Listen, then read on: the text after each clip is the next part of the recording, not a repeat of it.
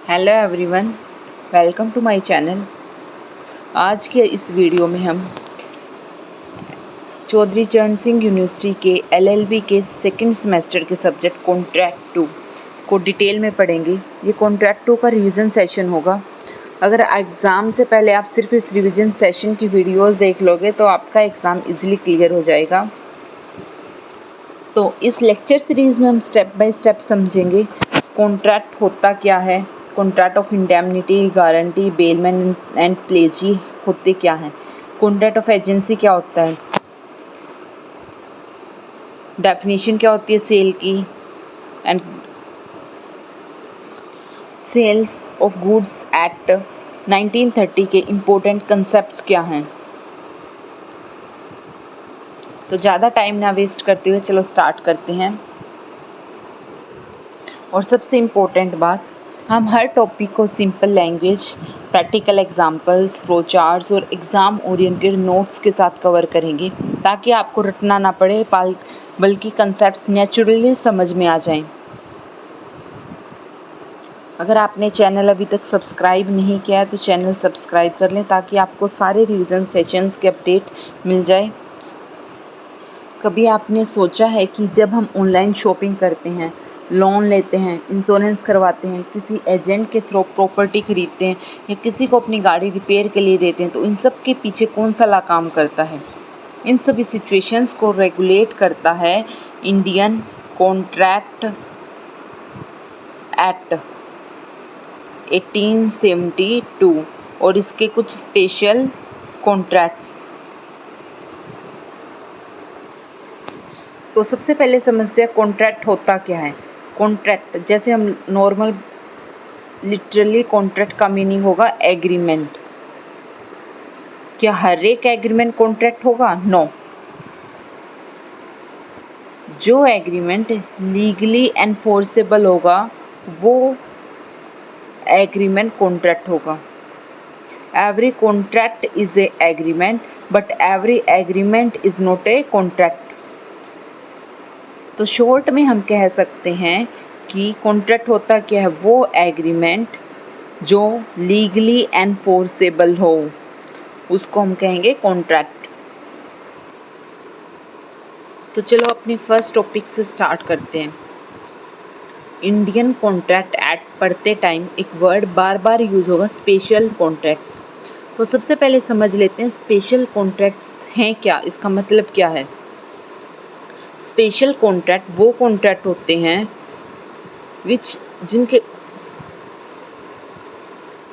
जिनके लिए Indian contract act में स्पेशल प्रोविजंस एंड रूल्स हैं। स्पेशल कॉन्ट्रैक्ट्स कौन से कॉन्ट्रैक्ट्स होंगे? वो कॉन्ट्रैक्ट्स जिनके इंडियन कॉन्ट्रैक्ट एक्ट में जिनके regarding special provisions and rules हैं।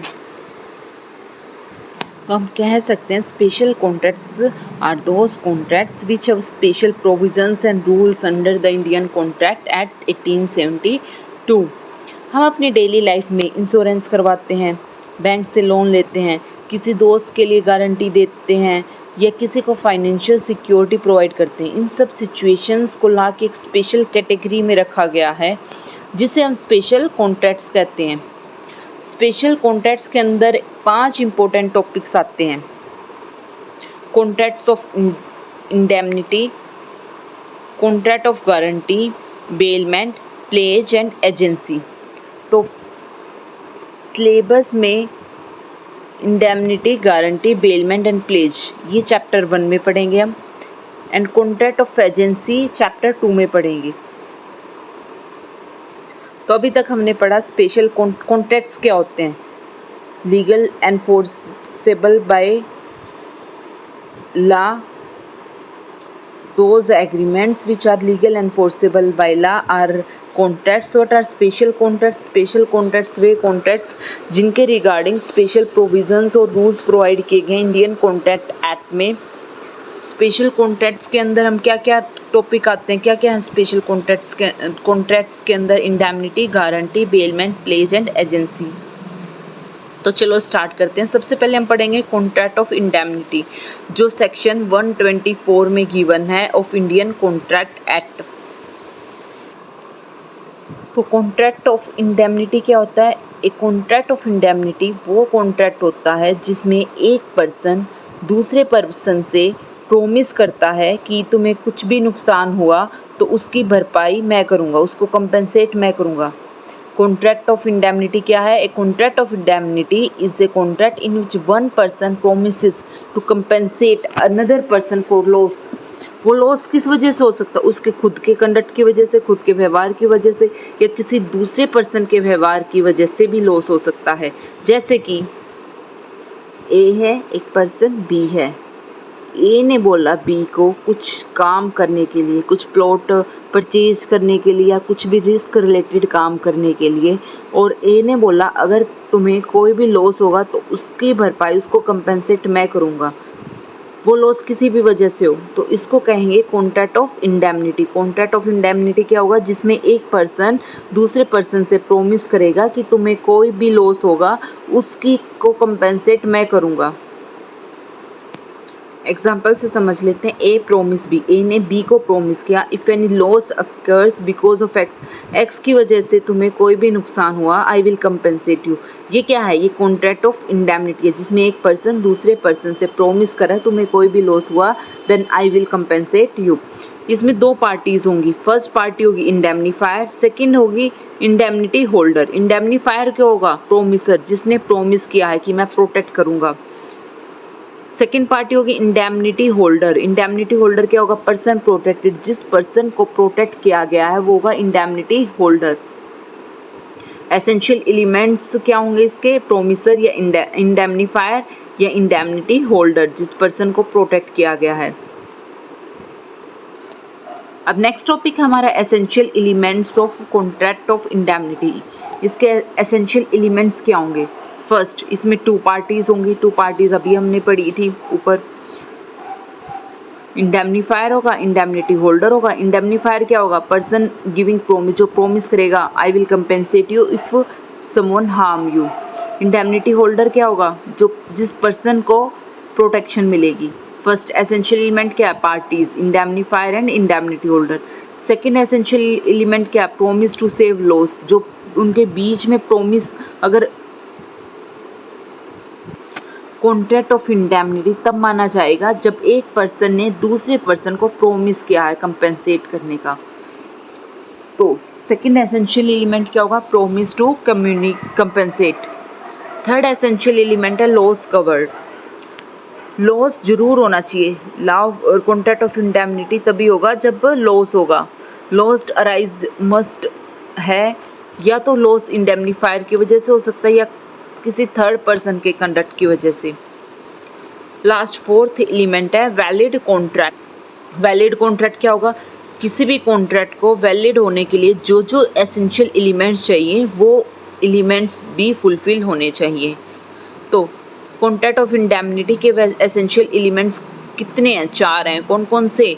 टू पार्टीज होंगी, indemnifier and indemnity holder. Promise होगा टू सेव लॉस, लॉस भी होगा, और वैलिड कॉन्ट्रैक्ट भी होगा। कॉन्ट्रैक्ट क्या होगा? कोई भी agreement plus enforceable by law, that is contract. अभी हमने सेक्शन 124 में पढ़ा law of contract of indemnity, section 124 में। नेक्स्ट हम पढ़ेंगे सेक्शन 125 में rights of indemnity holder. Indemnity holder के राइट्स क्या क्या होंगे? अभी हमने पढ़ा इंडेमनिटी होल्डर क्या होगा?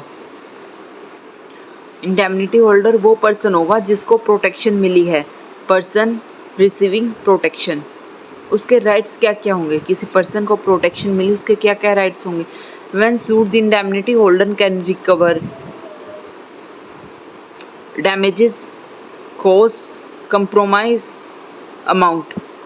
Damages, all damages he is compelled to pay. जिसने प्रोमिस किया था उसको सारे damages पे करने पड़ेंगे। जितनी भी लीगल प्रोसीजर में कॉस्ट आएगी वो भी पे करनी पड़ेगी। All reasonable legal expenses incurred, वो भी पे करनी पड़ेगी। थर्ड है compromise amount. All amounts paid under a lawful compromise, compromise के जरिए सारा अमाउंट्स पे करना पड़ेगा।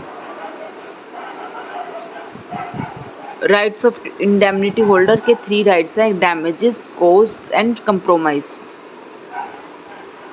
नेक्स्ट पढ़ रहे हैं हम contract of guarantee. Contract of guarantee, guarantee तो हमने बहुत बार पढ़ी है डेली लाइफ में, ये वर्ड बहुत यूज़ होता है, तो उसको एग्जांपल से समझ लेते हैं पहले। ये सेक्शन 126 में गिवन है ऑफ इंडियन कॉन्ट्रैक्ट एक्ट। मान लीजिए ए ने बी से लोन लिया, ए ने बी से लोन लिया, तब सी ने कहा कि अगर ए लोन पे नहीं करता तो इसकी जगह मैं पेमेंट करूँगा। तो सी क्या होगा? गारंटर। किसका गारंटर होगा? ए का। इसी को कॉन्ट्रैक्ट ऑफ गारंटी कहा जाता है। कॉन्ट्रैक्ट ऑफ गारंटी क्या होगा? जिसमें थर्ड पर्सन गारंटी लेता है, अगर ये पेमेंट नहीं करेगा तो इसकी जगह मैं पेमेंट करूँगा। A contract of guarantee is a contract to perform the promise or discharge the liability of a third person in case of his default.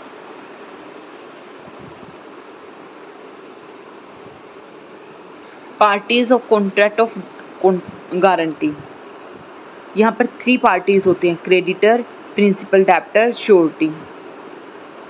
Creditor कौन होगा? वो पर्सन जिसको मनी या पैसा मिलना है, जिसे पैसा मिलना वो होगा क्रेडिटर।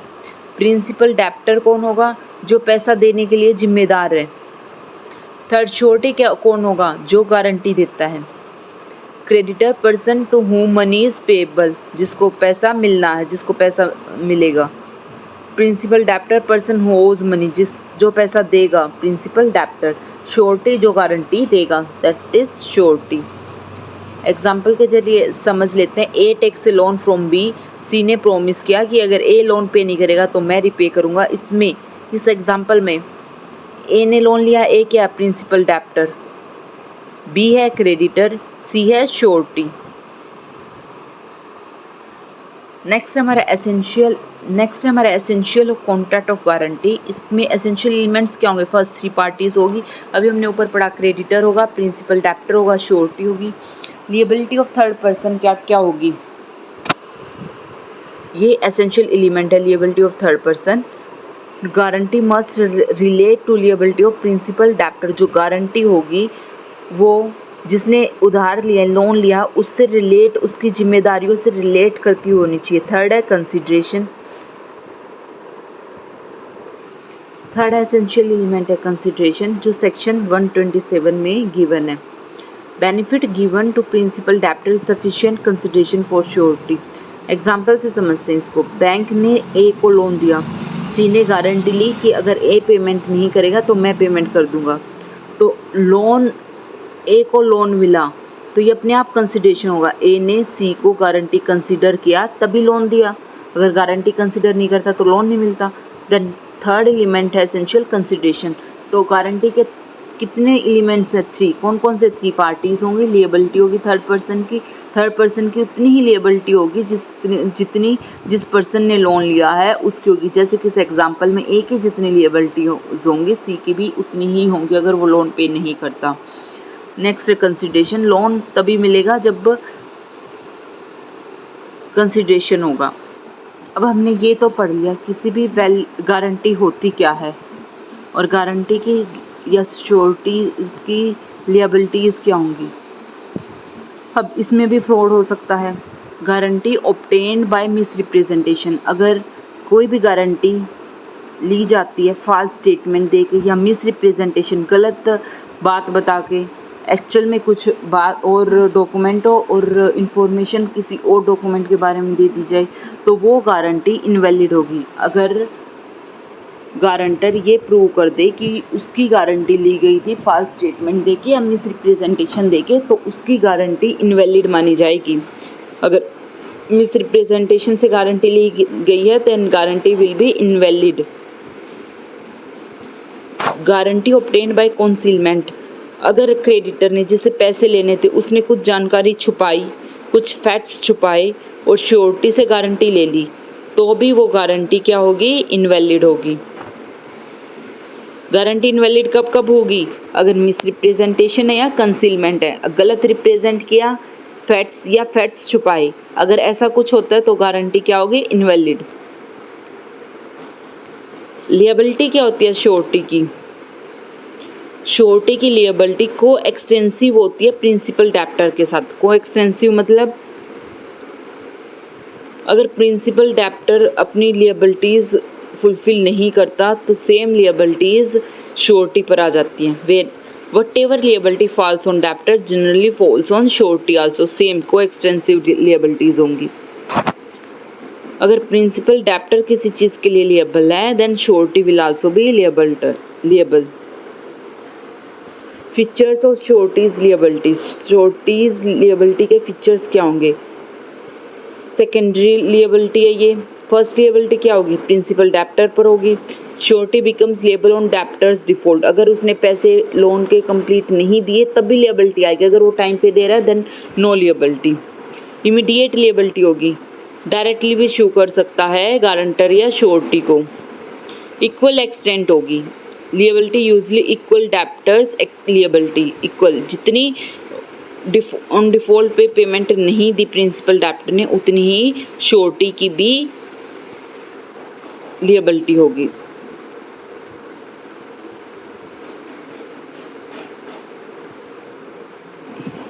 अब नेक्स्ट हमारा टॉपिक आता है कंटिन्यूइंग गारंटी। अब हमने पढ़ लिया गारंटी या श्योरिटी क्या होती है, अब हम पढ़ेंगे कंटिन्यूइंग गारंटी। कंटिन्यूइंग जैसे नाम से ही पता चलता है, a guarantee extending to a series of transaction, जो एक सीरीज ऑफ ट्रांजैक्शंस को गारंटी दी गई है उसको बोलेंगे लेंगे continuing guarantee. Guarantee extending to a series of transactions, जैसे कि एग्जाम्पल से समझते हैं। C guarantee all future purchases made by A from B, अगर बी ए से जितनी भी फ्यूचर परचेजेस करेगा इसमें मेरी गारंटी है, इसको क्या बोलेंगे? Continuing guarantee. अब हमने पढ़ लिया गारंटी क्या होती है, कैसे गारंटी इनवैलिड कब होगी, लिएबिलिटीज क्या है गारंटी की, कंटिन्यूइंग गारंटी क्या है। नेक्स्ट हमारा टॉपिक है रिवोकेशन ऑफ कंटिन्यूइंग गारंटी। अगर किसी ने कंटिन्यूइंग गारंटी दे दी, सिंपल गारंटी दी, वो तो रिवोक हो ही नहीं सकती। अगर कंटिन्यूइंग फ्यूचर के परचेजेस के लिए गारंटी दे दी तो उसको रिवोक किया जा सकता है। उसकी रिवोकेशन कैसे होगी? सेक्शन 130 में गिवन है। फर्स्ट है बाय नोटिस, श्योरिटी में revoke future transaction by giving notice, notice दे सकता है कि फ्यूचर में मैं इसका कोई गारंटर नहीं हूँ, अब तक मैं गारंटर था, आगे क्या होगा इसमें मेरी कोई गारंटी नहीं है। By death of surety, death revokes future transaction unless contract provides otherwise, अगर कॉन्ट्रैक्ट में वो कुछ लिखा हो ना लिखा हो तो डेथ से भी कंटिन्यूइंग गारंटी रिवोक हो जाएगी। नेक्स्ट है हमारा डिस्चार्ज ऑफ श्योरिटी। अब डिस्चार्ज का मतलब है release. Discharge means release of surety from liabilities, अपनी लिएबिलिटीज जिम्मेदारियों से फ्री कब होगा surety?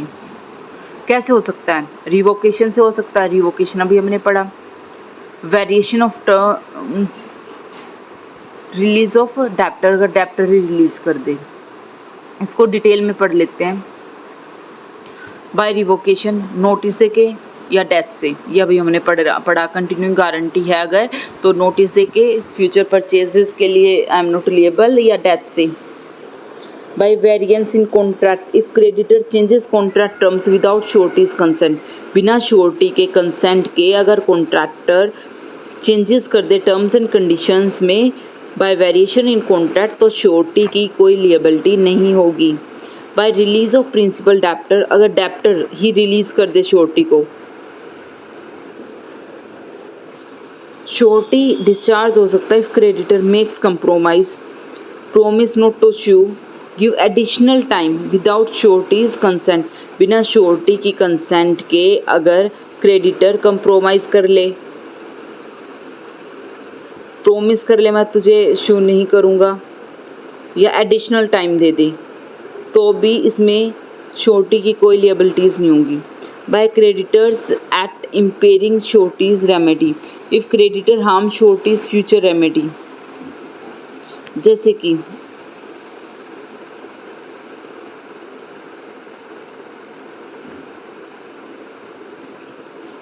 If creditor harms surety's future remedy, creditor damages surety's rights, surety discharge हो जाएगा।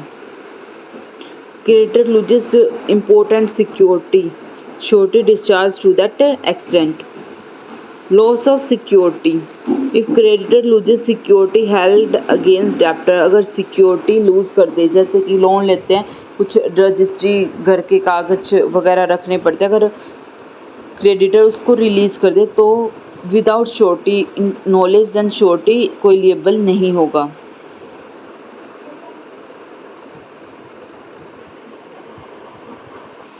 नेक्स्ट हमारा टॉपिक है राइट ऑफ श्योरिटीज। श्योरिटीज के पास भी तो कुछ राइट होंगे। अब तक हम श्योरिटी की लिएबिलिटीज ही पढ़ते जा रहे थे, अब तक हमें लग रहा था किसी का गारंटर बनना बहुत मुश्किल है।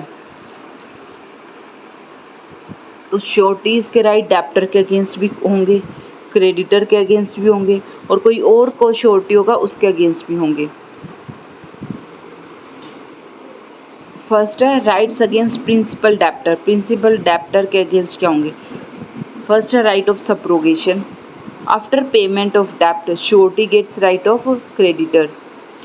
अगर आफ्टर पेमेंट ऑफ डेप्ट surety gets right of creditor.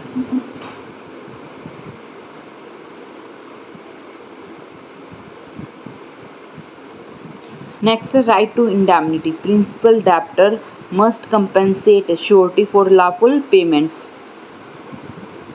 तो प्रिंसिपल डेप्टर के अगेंस्ट दो राइट है, right of subrogation and right to indemnity. Next हमारा राइट अगेंस्ट क्रेडिटर। क्रेडिटर के अगेंस्ट क्या राइट होंगे? Right to securities.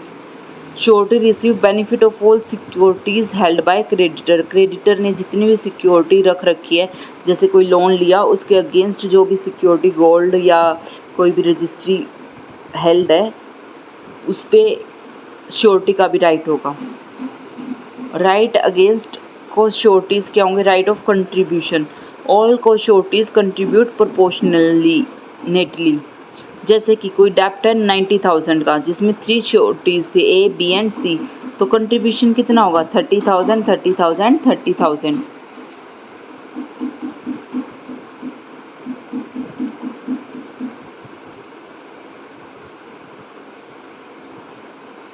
तो अब तक की वीडियो में हमने जो पढ़ा उसका एक क्विक एग्जाम रिवीजन ले लेते हैं।